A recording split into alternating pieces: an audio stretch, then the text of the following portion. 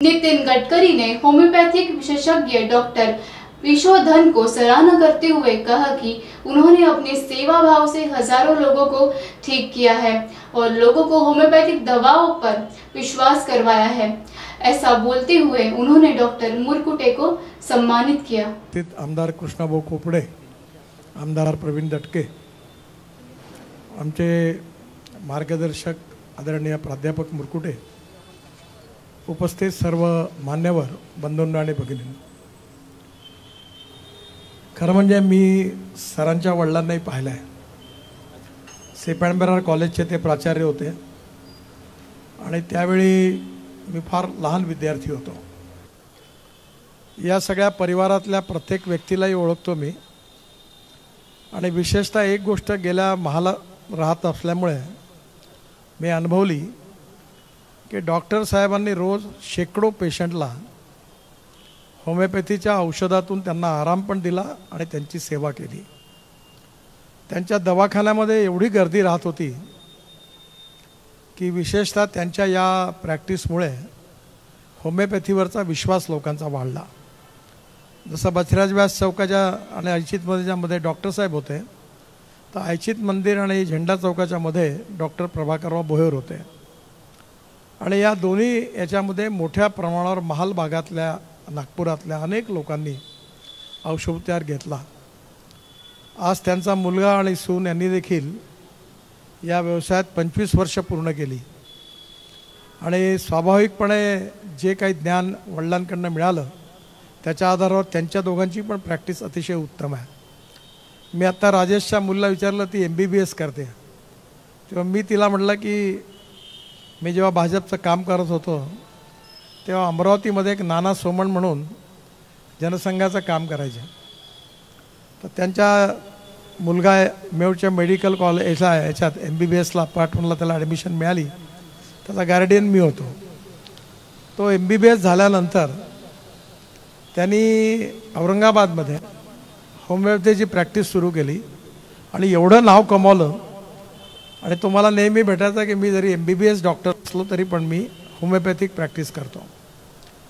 Homeopathy, आयुर्वेदिक, naturopathy, योगविज्ञान या सगळ्यांच्या बाबतीमध्ये आपल्या सगळ्यांना विश्वास पण आहे, पण याच्यामध्ये आजच्या काळात ॲलोपॅथीमध्ये त्यांनी जे स्टँडर्डाइज केलं, रिसर्च केलं, त्याची कमी आहे। आपण जेव्हा प्रेक्षणवर ट्रायल करतो त्यामुळे स्वाभाविकपणे त्या ट्रायलचा उपयोग नीट झाला पाहिजे। माझे एक मित्र आहे BVG कंपनीचे, ते आयुर्वेदिक औषधं तयार करतात, त्यांच्याकडे 50 रिसर्च स्कॉलर आणि 50 आयुर्वेदिक डॉक्टर आहे पुण्यामध्ये, आणि त्यांनी पार्किन्सनवर एक औषध काढला। तर पार्किन्सनवर औषध नाही आहे, तर मला जेवढे लोक माझ्या ओळखीचे होते त्या सगळ्यांना मी ते औषध सागरकडे क्रेट आणून ठेवतो आणि पोचवून देतो आणि मला असं लक्षात आलं की त्यातल्या 80% लोकांचा पार्किन्सन कमी झाला। काल मी छोटूभैया मुंडले यांना 85 वर्ष झाली म्हणून त्यांच्या घरी गेलो होतो, त्यांनाही पार्किन्सन आहे, पण काल त्यांनी माझ्यासमोर स्वतःच्या हातात कप घेऊन चहा पिऊन दाखवला, म्हणजे पार्किन्सन त्यांचा कमी झाला।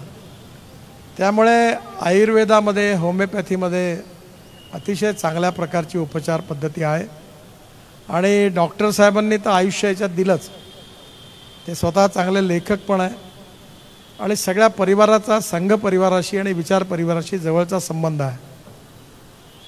डॉक्टर साहेबांचे जे मोठे भाऊ होते, सगळ्यात मोठे भाऊ, ते अमरावतीला प्राध्यापक होते आणि मी नेहमी त्यांच्याबरोबर, माझ्याबरोबर ते विद्यार्थी परिषदेत काम करायचे, त्यामुळे त्यांच्याकडे अनेक वेळा मी जायचो।